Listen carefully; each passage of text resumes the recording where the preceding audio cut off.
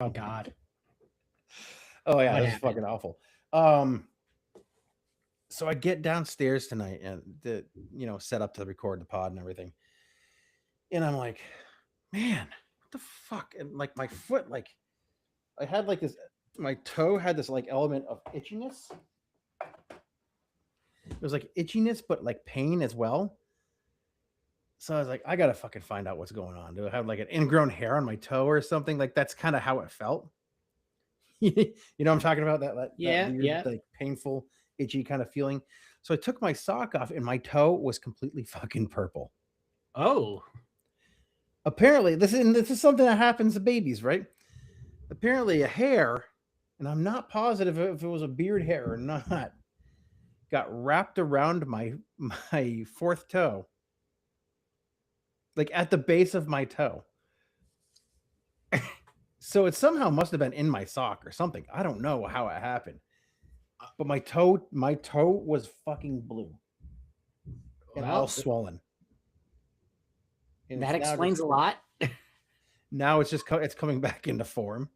Not that I have the most beautiful toes on the planet, but yeah. Anyway, But at least you don't have to, cut it off. yeah, fucking amputate. That would be a nice thing to happen. Um, Just something else to pile onto this year. yeah. So I got this nice Sam Smith's brown ale. I got this gift pack at the bevy today. Today it was great. Three of their famous beers, and oh man, it smells good. And I got a brand new glass with it, which my wife was very pleased about because you've seen my cabinet. Like I need more glasses. Yeah, good glasswares. It's a commodity. What it's a nice ale. It's a nice ale glass, and I'm assuming that it'll fit this whole bottle of beer. But I hope so. it's a Utopia pint. It's called the type of glass. So it better hold it all. I'm just drinking my honey ale straight out of the can. As you should. I mean, I don't think there's enough drinking out of the can these days. And before anybody tries to explain, oh well, what about all the pests and stuff that right? I wash the tops of my cans. That's funny that you mentioned that because Wendy one time, like on the beer thread, like gave me a bunch of shit about the cans and stuff because there are like a lot of pests and typically in breweries and shit, Oh yeah, rodents even that I'm sure are running across the tops of these cans. I do clean off the tops of my four packs before I even put them in the fridge. So and not just that, but you also have people rubbing their grimy fingers all over it too. yeah, you never know who's like picking up that four pack and then putting it back in the like I did 3 times exactly, today. exactly. Like I If it's can't gonna go go to the near my bevy mouth, without touching like a bunch of different beers.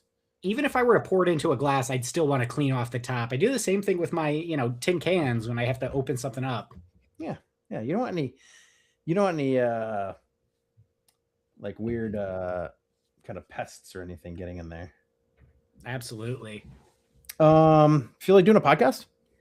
Yeah, I think it's a good time for it. All right, let's do it then.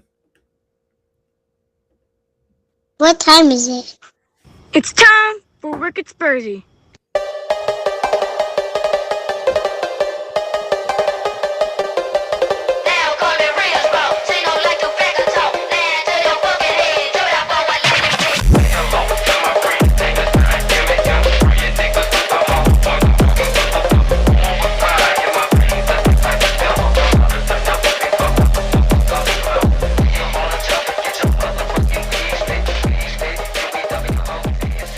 This is Wicked Spursy. Mike and Steve coming at you today, Monday, February 23rd, 2026.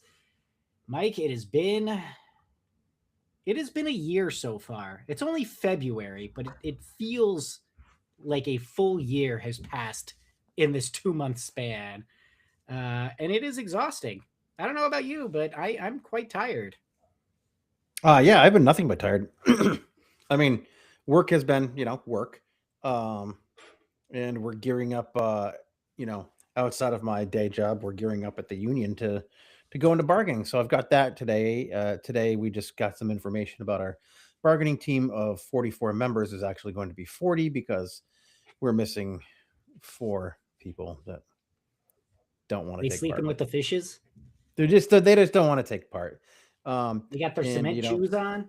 a lot of it has to do with bargaining is a huge commitment. But the other part is apathy, and I think that's something that we can get into a little bit later.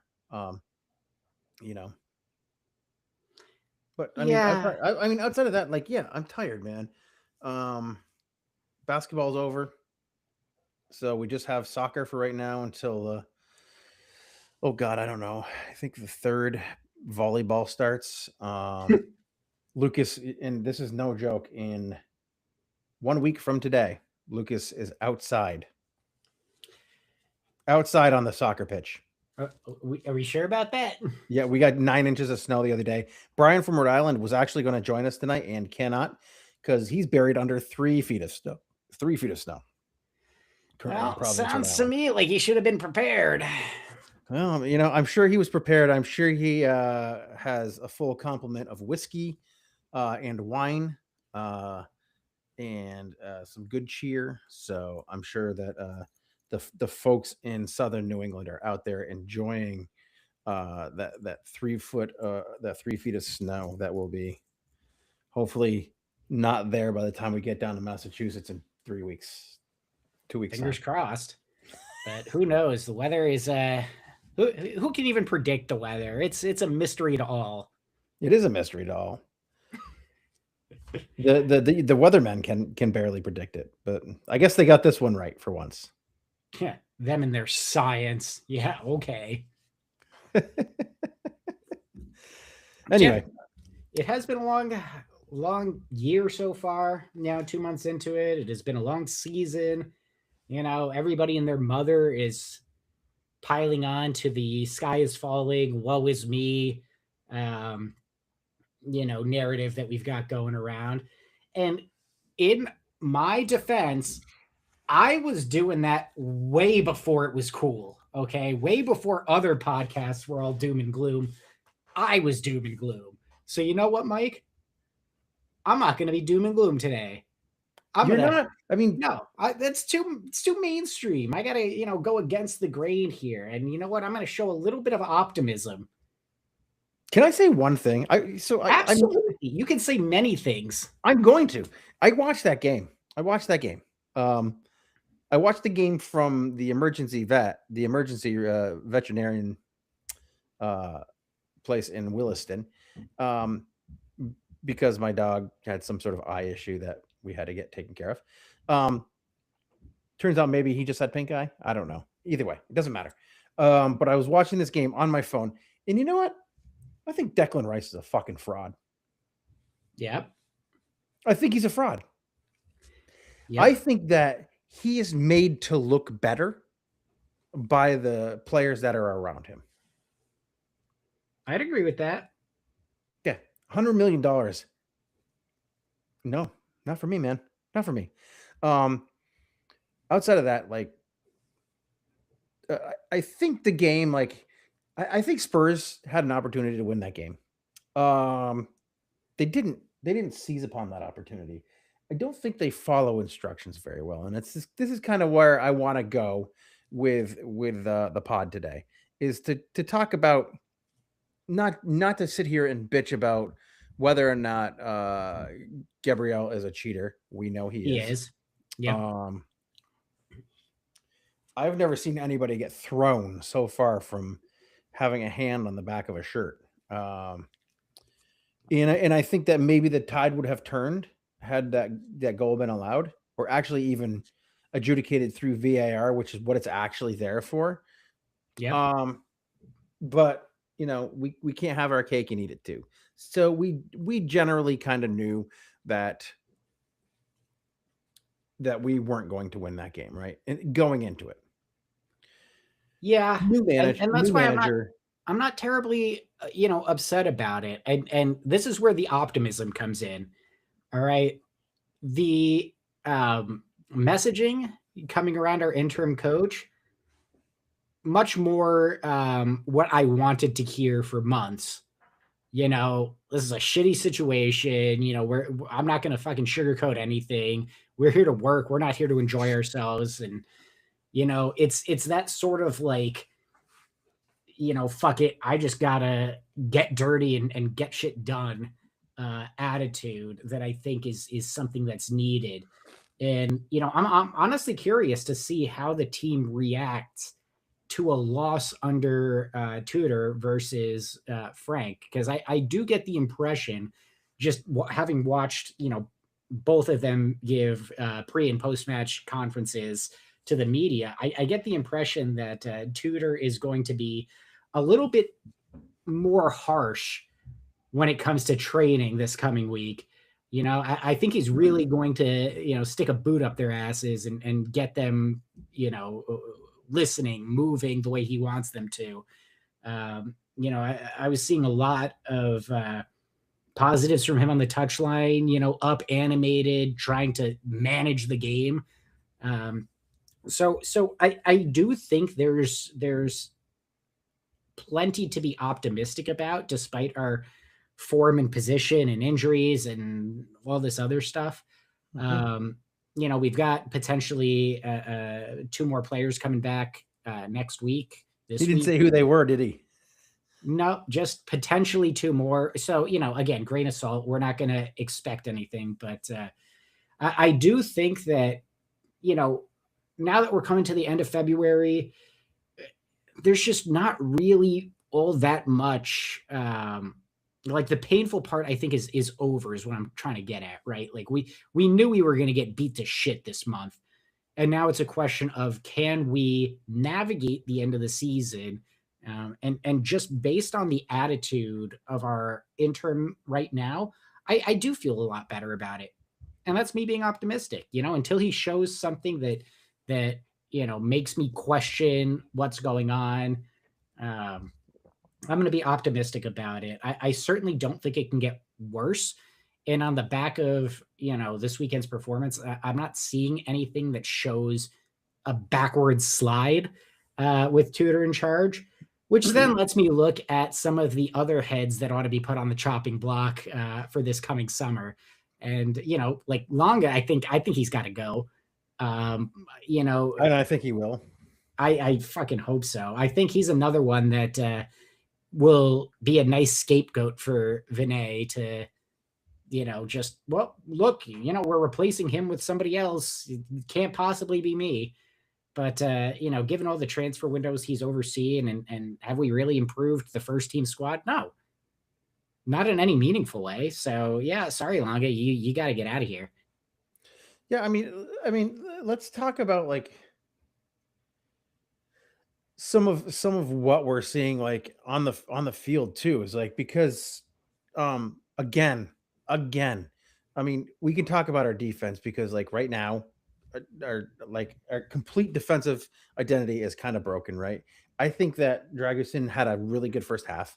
And he hasn't seen a lot of the pitch lately, right? So like he's been injured off and on.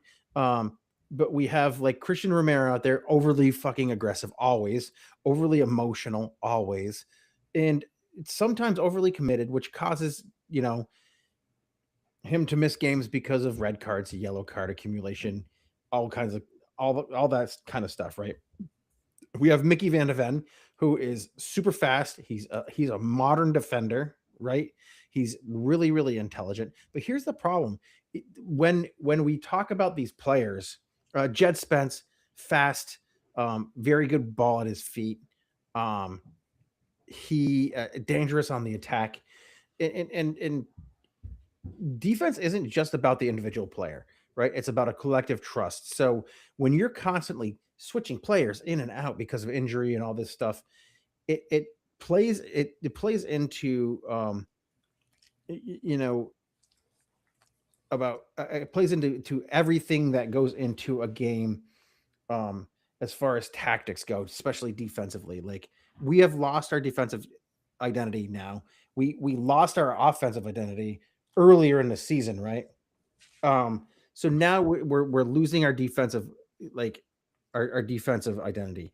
And when you lose that, then you have problems because when you don't have a solid back three, a solid back four that are used to playing with each other, you have a problem because their structure doesn't hold, their spacing doesn't hold, communication is off, and players tend to hesitate, which I'm hoping is what I saw out of that video.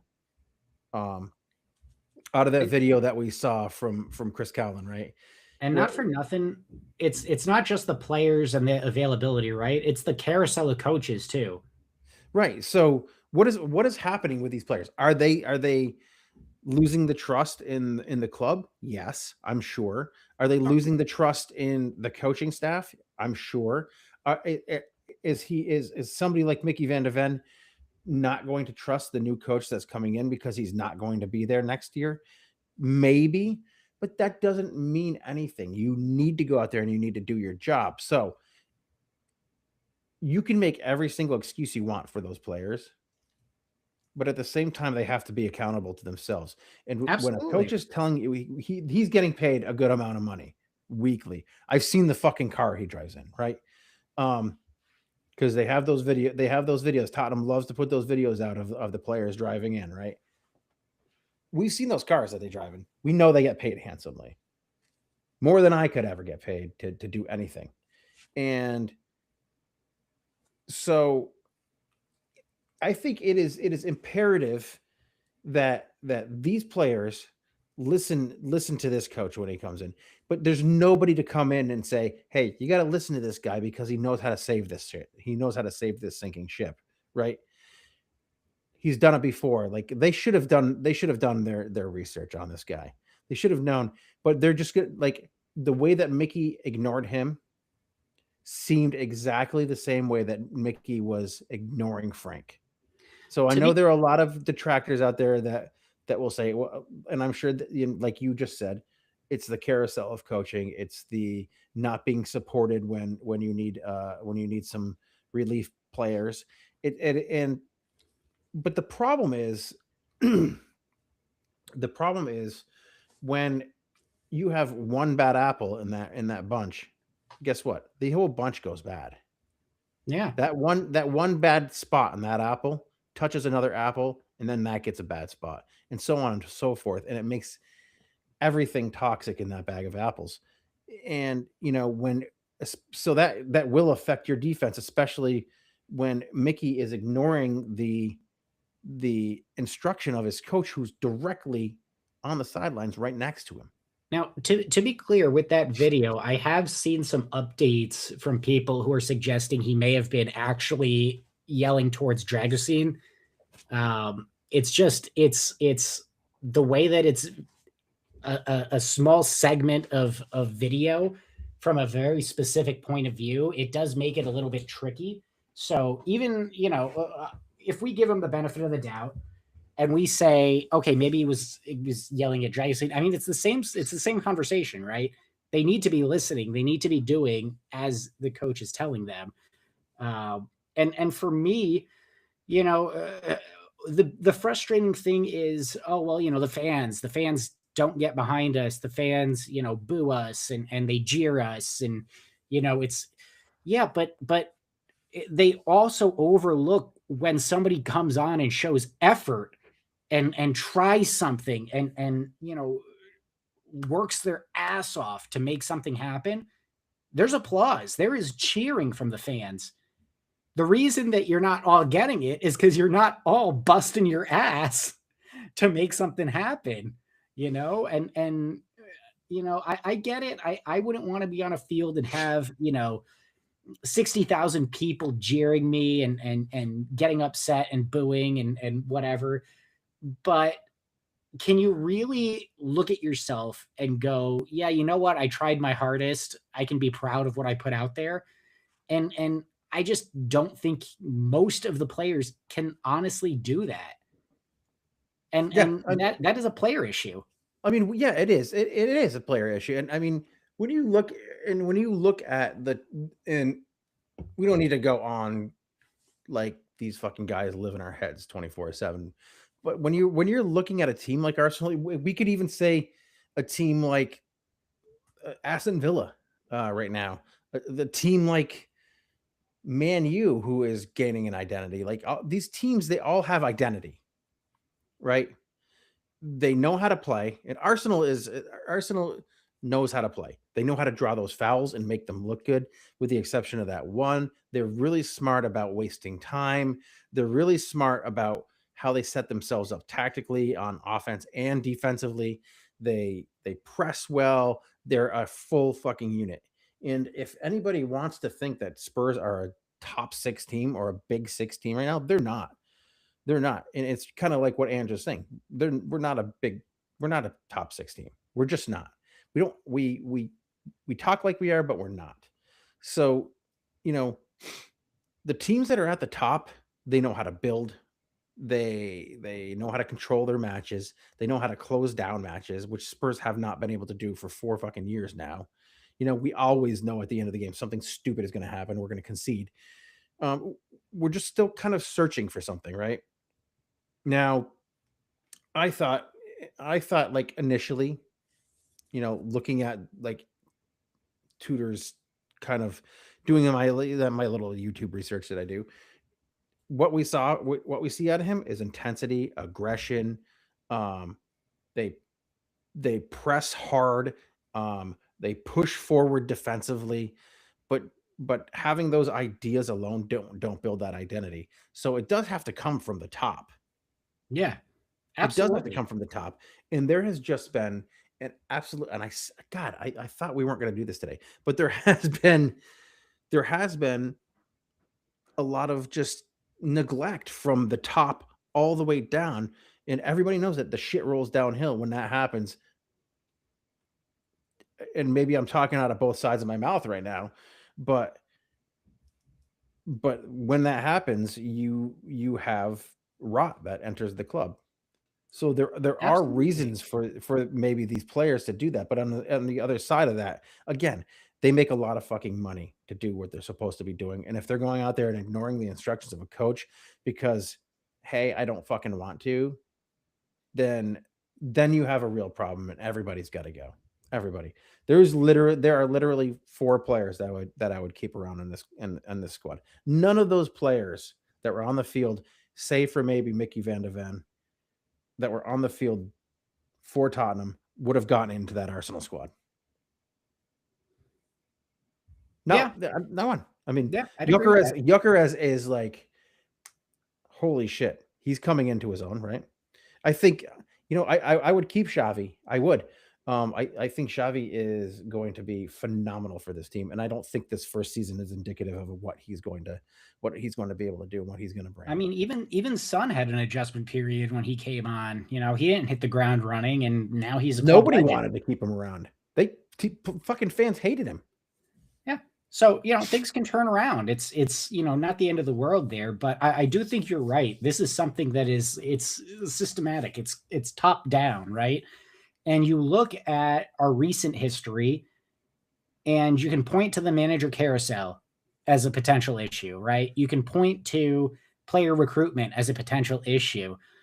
I would argue that the latter has more of a impact right now because the person in charge of that has been around for enough time to be under scrutiny in my mind, right? But then you also have to look at the board. The board's been in charge for so long now that Levy's gone. There's I think a bigger onus on them and the new Vinay coming in to make something happen.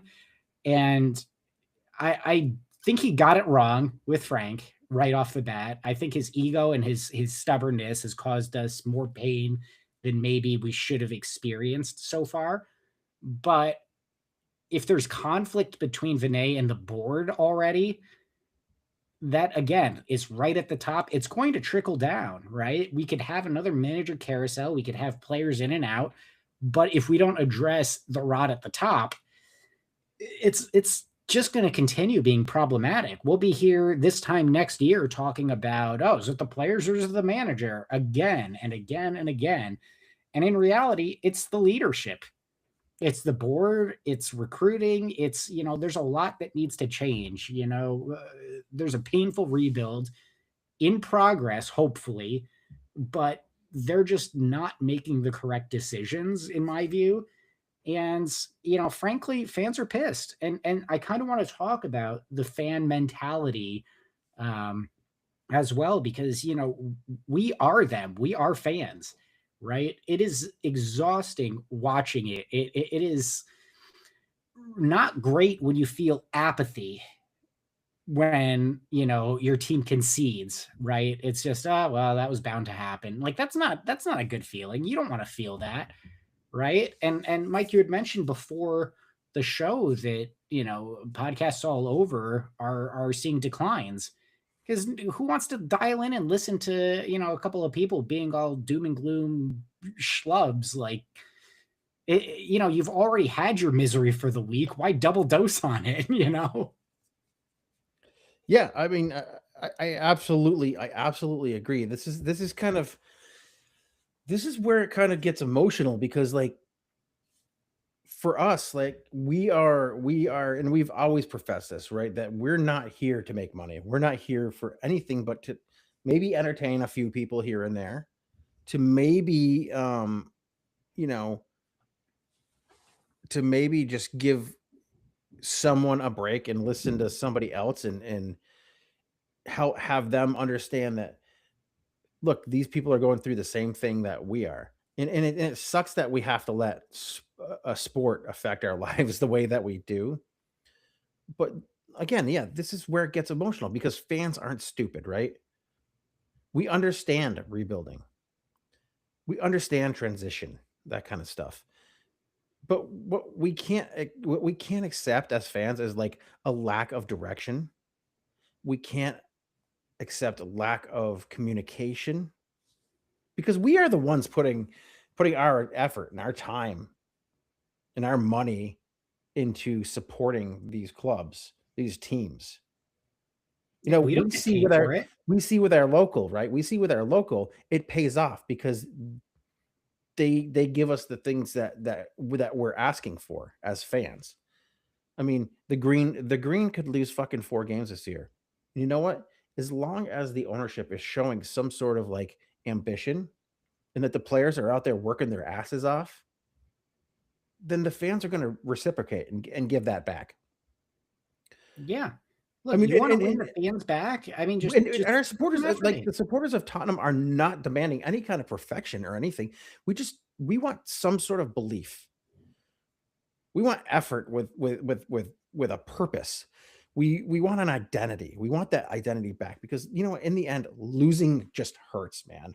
And confusion hurts a lot more. And I think that, like, eh, when you have confusion, it creates this like feeling that when the fans are confused, it creates this feeling of like hopelessness, that like, and like, when so many people use sport as a deflection from whatever's going on in their regular life, it creates almost like this feeling of hopelessness. And hopelessness is like one of the most dangerous emotions in all of sports to have as a fan. As a fan, I felt it, like, you know, thank God baseball's back for me. Because I felt that all growing up with the Red Sox, all these Yankees fans around me, and I had a few Red Sox fans, but all growing up, like, we always knew that the Red Sox were going to be almost there and they're just not going to make it because they don't do the right things. They don't act like a like a big club, as far as ownership builds. And I think that when fans are out there trying to give all of the support they can, and like you said, yeah, apathy becomes a thing, right? Because we've been going through it since Pochettino left, since the end of Pochettino, right? But when Pochettino was running that same diamond formation out there again, using that Wink Sissoko pivot, trying, we're trying to look past that kind of shit, right? And the tactics turn into shit because you know what? Hopelessness set in. Hopelessness set in for Pochettino. They're never Yeah. going to support me, and it happened with the other coaches too. You know what? Right now, I bet despite the way Jose continued to sell us out after. after he left. But like he had a point, man. They're never going to support a manager around here. They're never going to support a manager around here. They're going to support their wallets, and that's what really sucks for us. But you know I what mean, we do? We hang in there. Fans hang in there. yeah, look, the way I see it, right? Ownership isn't permanent. Things change for better or worse. And at the end of the day, the fans are what are going to remain constant, right? And I look at the apathy, I look at the misery, the jeering, the booze, the poor atmosphere, and I don't think fans are asking for the world on a platter, right? I think you're spot on. We recognize that we're not going to be perfect, you know. It's like I think back to that one of Thomas Frank's first press conferences when he was talking about, oh yeah, we're going to lose games. You don't come out and say that. Like we all know we're going to lose games, right? Yeah. But you don't set the expectation that you're expecting to lose games, right? You Yeah. come Again, we out. don't demand perfection. Exactly. You come out, you say, we're going to do our goddamn best to win every fucking game we go out there.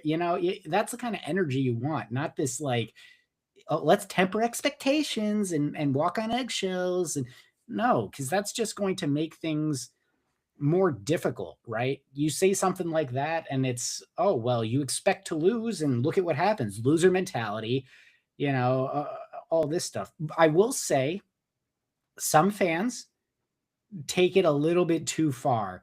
And I'm talking specifically about the supporters trust and, their temper tantrums that they like to throw. They, I do think, ask for way too much. Well, Um, these are people that feel like they have more effect in the direction of a club than they actually do, and that's just it's it's it's it's just it's childish. entitlement. It's childish and nonsensical. Yeah, absolutely. I These are get it. billionaires they're dealing with. Billionaires Yeah, don't give a fuck. it's true. If they did, they wouldn't be billionaires. But that's a That's whole correct. ethics conversation for a different type of podcast. Um, but no, like I think Vermont Green's a very different kind of club, right? We're much smaller. The stakes are arguably much lower than Premier League, Champions League, right? Obviously. But at the same time, I do think that building and fostering an environment in which people are excited to show up. And yeah, we had an invincible season last year.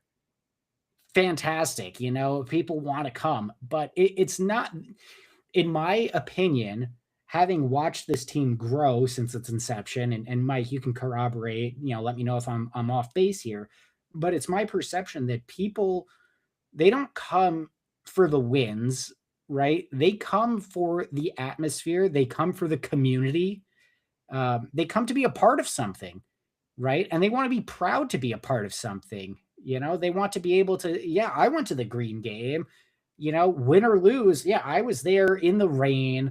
We've got a game coming up next month. It's probably going to be cold as shit. Um, I was there in 20-degree weather. We lost that game, or, we won that game, but I was shivering my ass off, because I wanted to be part Oh, of we're that beating community. Hearts of Pine. Yeah, and what I'm seeing around, again, the hierarchy at Spurs isn't necessarily fostering that same level. It is more elitist in a way. Not that they're necessarily catering solely to a specific group of people, but the mindset seems to be, yeah, let's protect our pockets, let's protect our investments. Let's look at this strictly from a business perspective, from a finance perspective, and you lose the heart and soul of the game. That's not how you build a community. I absolutely agree, and I think the question then becomes is like, how do you go about this next kind of era of Tottenham Hotspur and get back to what the basics of the game are about when you have millions of people out there that are relying on something, are relying on these players. And sure, it seems really weird and it seems really silly like for a bunch of 50, 60, 70, 80-year-old, men and women and everybody in between out there, like putting their hopes and dreams on a bunch of 20-year-old kids, right? Because essentially that's what they are. A lot of them are children. Um, but the thing is like the game is about community. That's what draws people to the game of soccer. It's about building community. It's the same thing that drew people initially to baseball in the United States, right? Yeah. The game's about community. The game's about who you're sitting next to and the conversations you can have, right? While enjoying Absolutely. some sporting, that's being played in front of you. You're able to have that conversation. You're able to have that sense of community. You're able to have a shared experience. And In a lot of ways, the game itself is almost secondary, right? Like, yeah, sometimes, if you have, in my opinion, a strong community that will go to these games, I mean, people will go just to, like, have a hot dog and drink some beer and hang out with their buds for a while, right? Even if their team is losing, they can at least shoot the shit with their friends in the stands, right? If the atmosphere is good, if the community is there, you'll still get people to fill those seats. It's when it's become soulless and miserable and apathetic where people stop going to games because the team's losing, and what are they going to do? There's nothing in the stands to keep them entertained. There's nothing to make them feel valued. um but from a fan perspective, right, we can't expect much, right? I think how we turn things around as fans, is to kind of level set our expectations. It's going to take time for us to improve after the absolute clown show that we've had to endure for a little while now. Yes, we got our Europa League trophy, but we can't let that, you know, fill our vision with these grand ideas because we're not there. There is a lot of change that needs to happen yeah. I before we think can get back there. I think this relegation battle is going to be a huge structure test. Not just for the club, but for the fans. It's going to take a lot of investment this summer. It's going to take a lot of change, not just new manager, new players, but throughout the organization. I think we need to see some substantial changes in key positions in the Mhm. hierarchy. Yeah. Somebody needs to show that they do not want to be in that situation again. We don't want to have a relegation battle. We ended 17th last season. Are we going to do better this season? Who the fuck knows?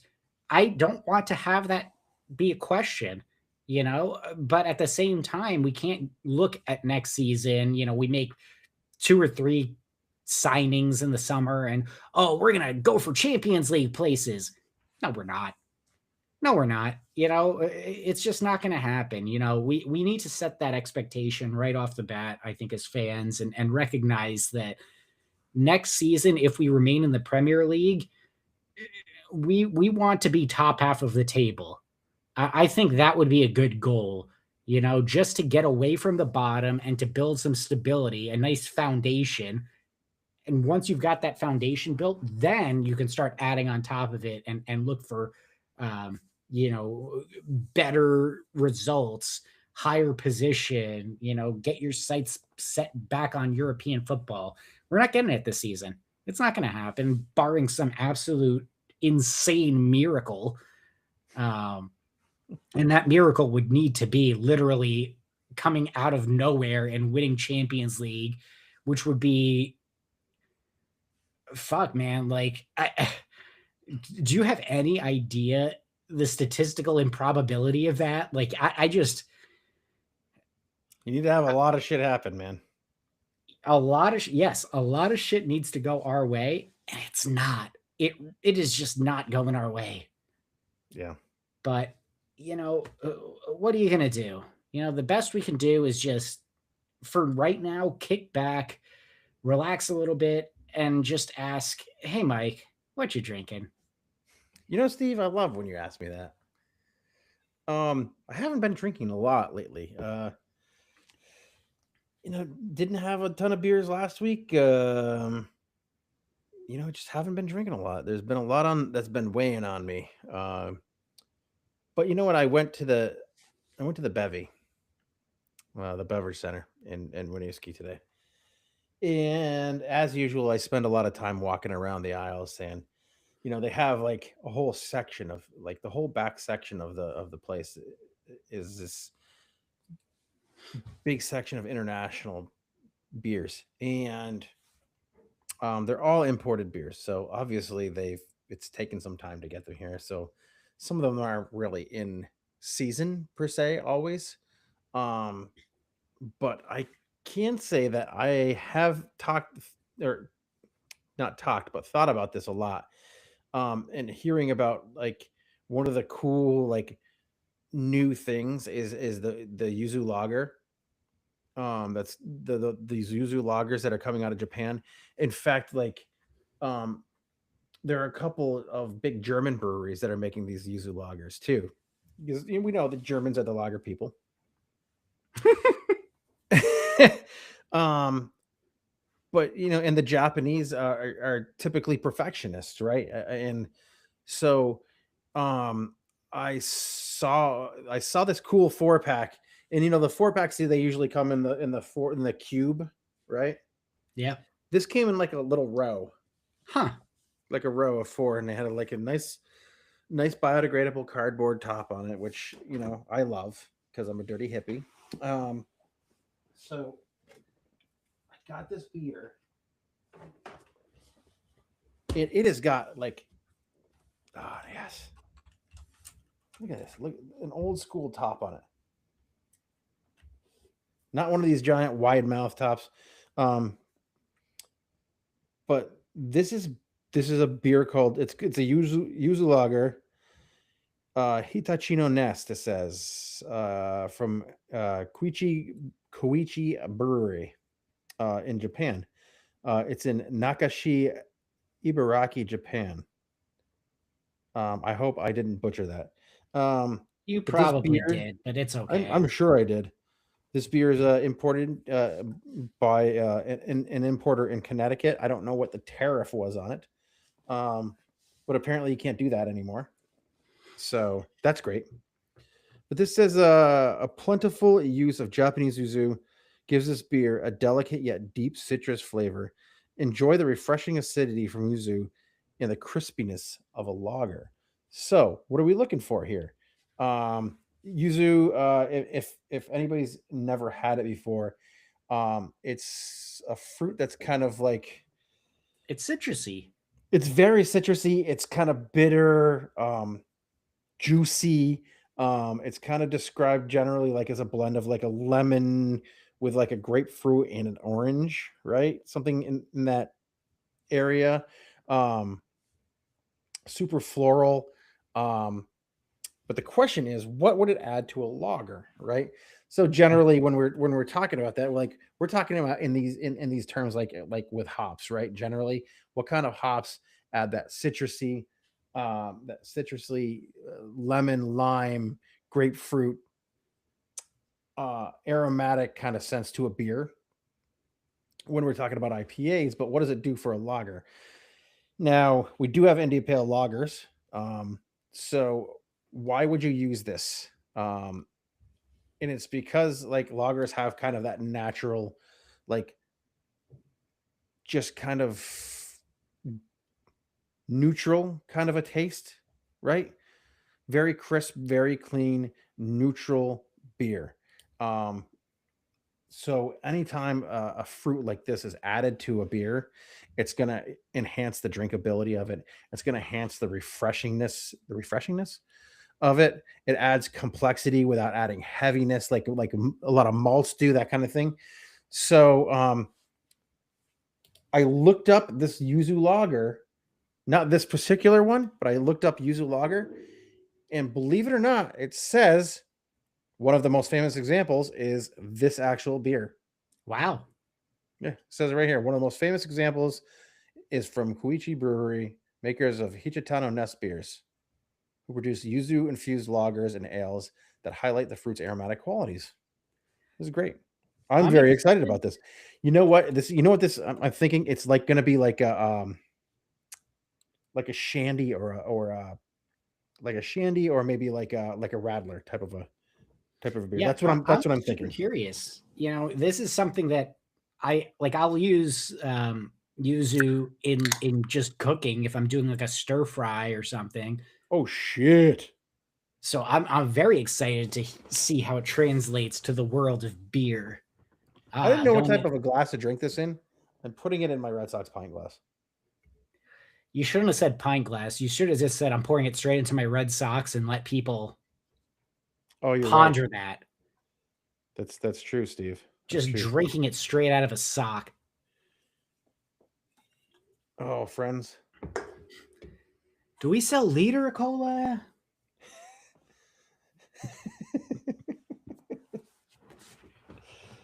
The confusion. Anyway. Look like I was spitting it.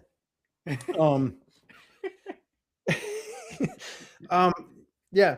So straight off the top, just the nose on it, the smell. God damn it. It smells like a lemon head. Remember lemon head candies? I have, actually. Yeah. It smells like a lemon head. Isaac actually loves them. Yeah, they're fucking great. He likes you used to get them in those little tiny boxes for like 20 cents. Oh, here he goes. I was expecting it to be a little bit darker. I don't know why. Oh, that's a curious look. There's thinking involved here. Dude, this is a fucking interesting beer. It's like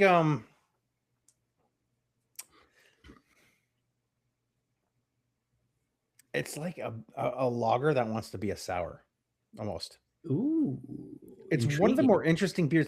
I'm not sure if I like it very much. I'm not saying it's a bad beer because I don't think it's a bad beer. And I'm not going to rate it as if it were a bad beer. I don't know how much I like it.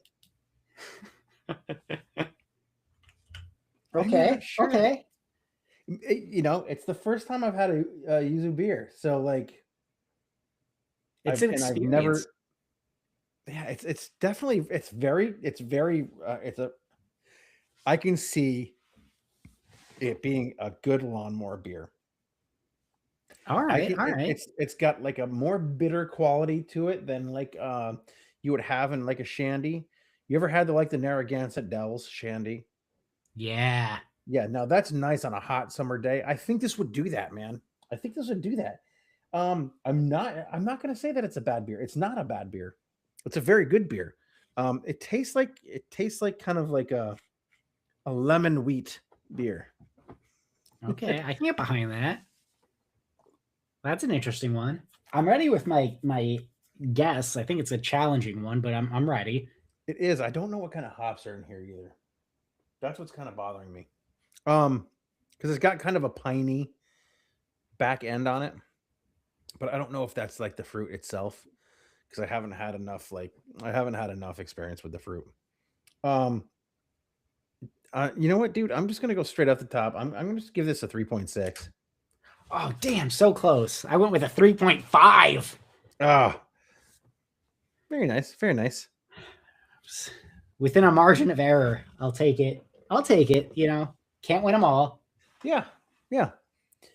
So I was gonna do an IPA today. Go back to the IPAs because I found this weird IPA. We'll do that next week. How's that sound? That sounds good to me, I suppose. From a yuzu lager to an IPA, that's a reasonable transition. We haven't done an IPA in a long time, and I hadn't had an IPA in a long time. I did go and buy some. I went and bought some Focal Banger, but anyway, well, this has been Hey Mike. We've got a yuzu lager, straight from Japan, and it was interesting. And now we can look ahead. And Mike, we have full ham. We are going full ham on Sunday. And I was just looking at their record, their form. They're kind of all over the fucking place.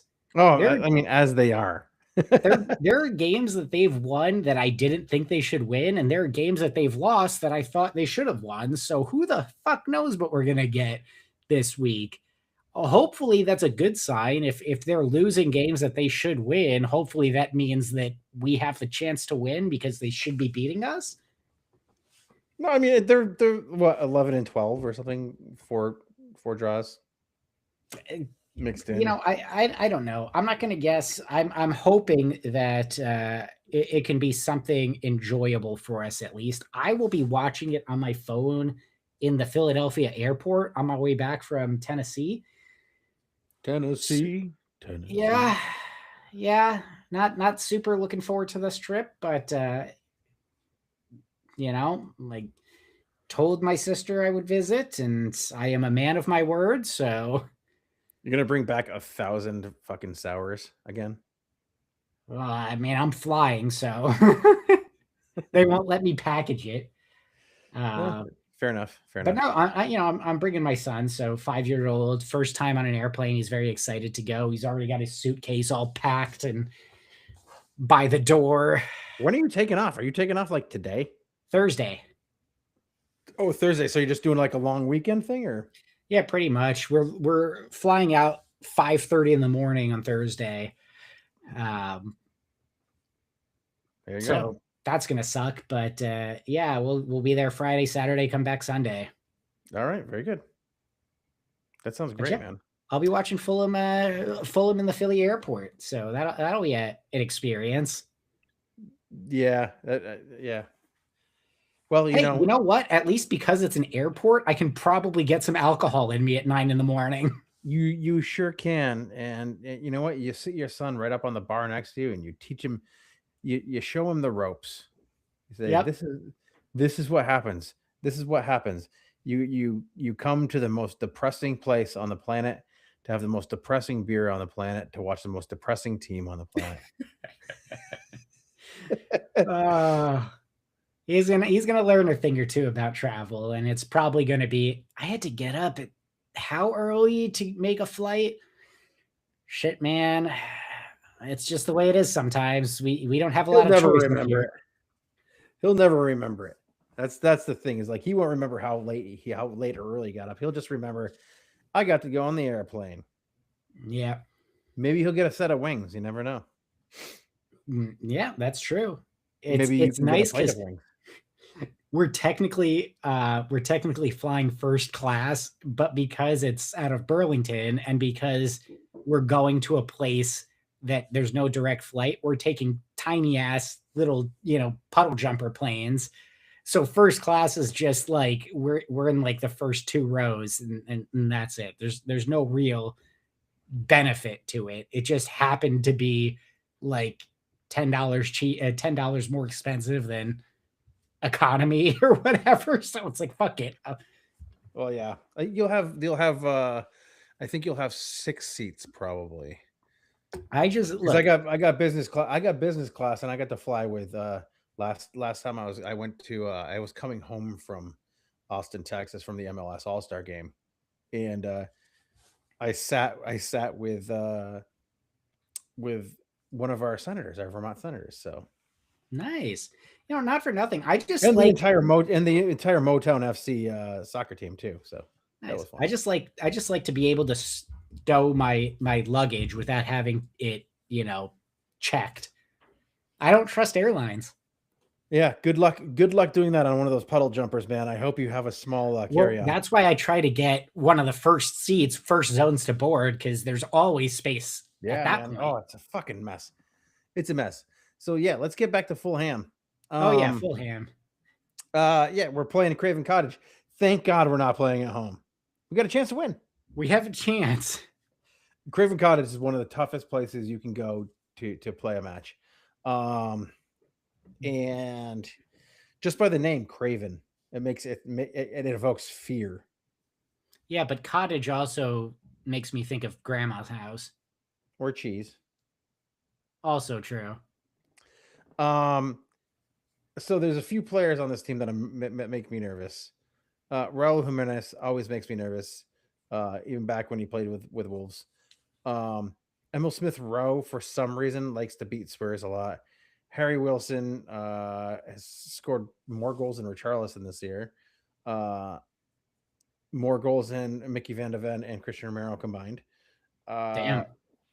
I mean, this team makes me really, really nervous because, like you said, I don't know what to expect from them because sometimes they're fucking great, sometimes they're not. They're winning games they shouldn't be winning, and they're losing games they shouldn't be losing. And there's no in between with this team. Like we talked about, they only have four draws on the season, right? So where does that leave you? It leaves you with a big fat I don't know. So I mean, what are we looking at here? Like what are we to expect? We saw the new manager. I think what we should expect from the new manager is, hopefully, if we were wrong in what we were seeing from the reaction of the players to the manager on the field the other day, if we are wrong about that, what we should be seeing out there is a little bit of progress, right? A little bit more understanding of the instruction that the manager is giving.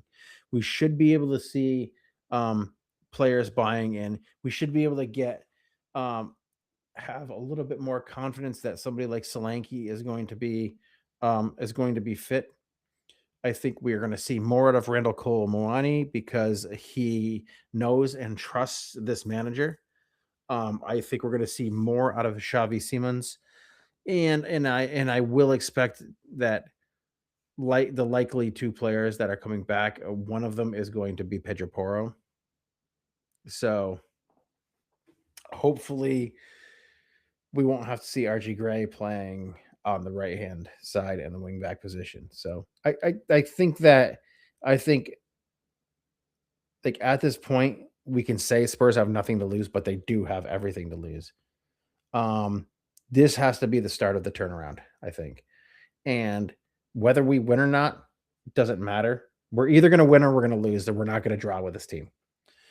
And I think this has to be the start of the turnaround.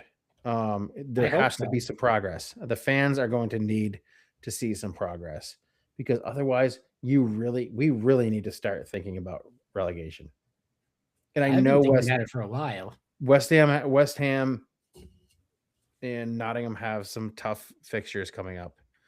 We also have some 6-pointers coming up with Nottingham, Leeds. Crystal Palace is in there, so there's opportunity. Crystal Palace looked like they're fucking like they've mailed it in on Glasner too.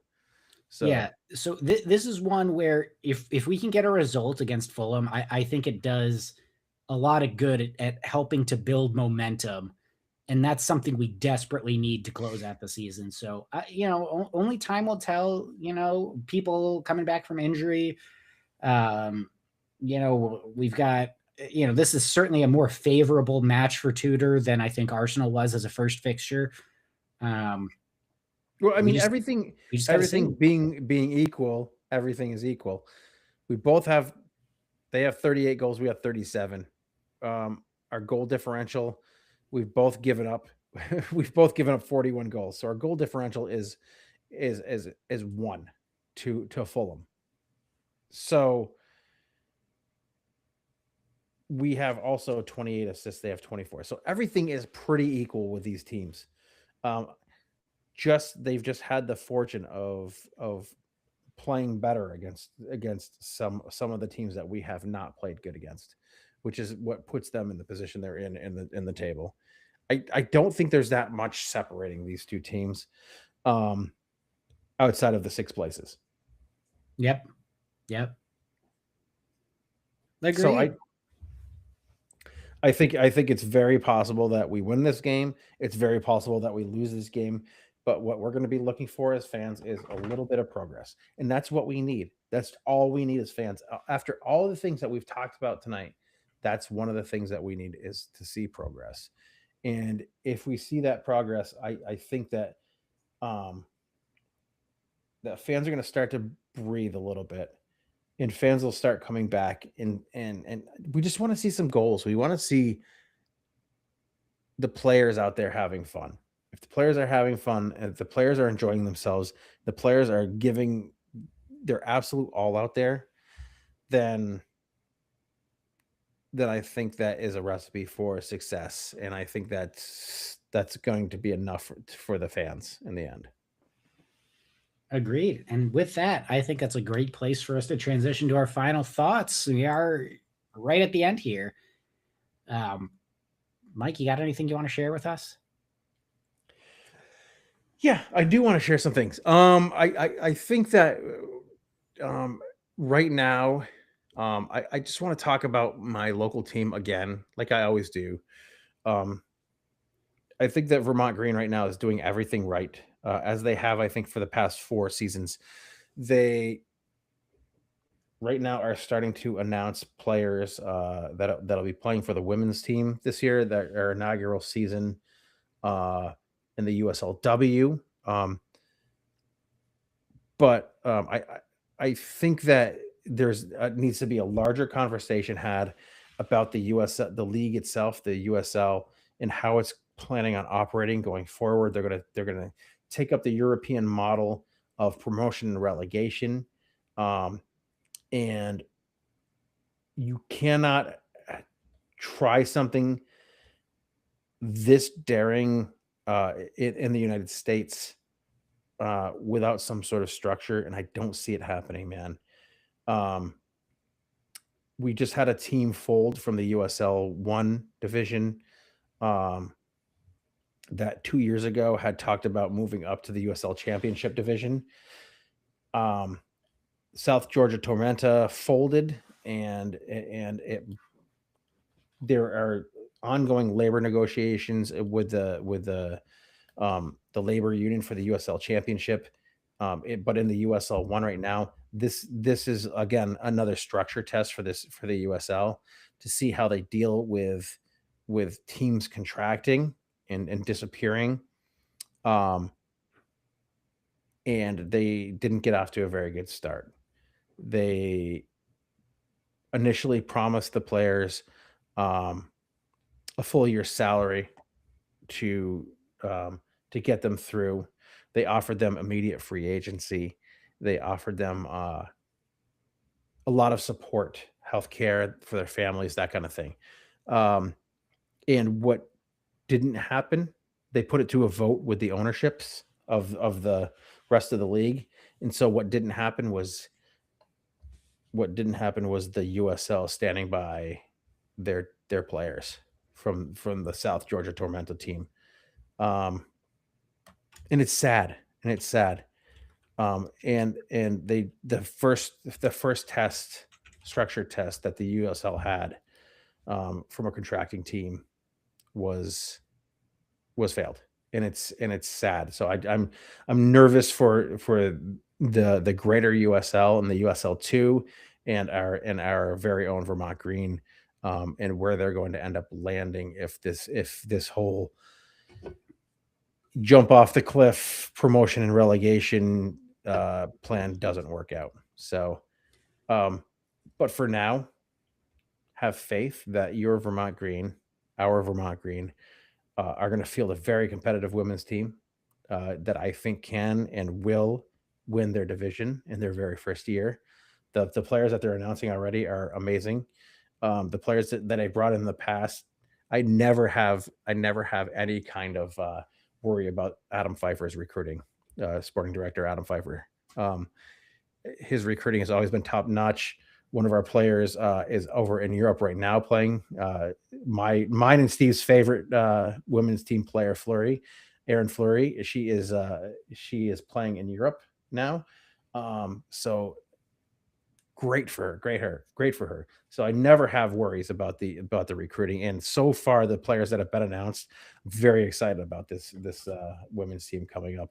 And the men's team is going to be playing on St. Patrick's Day against the USL 1 division's darlings, the wannabe new version of Vermont Green, the Portland Hearts of Pine. They'll be coming down to Virtue Field on St. Patrick's Day to play in the U.S. Open Cup, which is the oldest, one of the oldest soccer tournaments it is the oldest soccer tournament in the Americas.